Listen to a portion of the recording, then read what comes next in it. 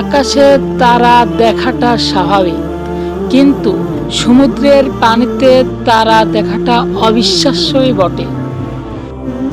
শুধু তারার মেলা নয়, তারাগুলো রীতিমতো লাইটের মতো জ্বলতে থাকে।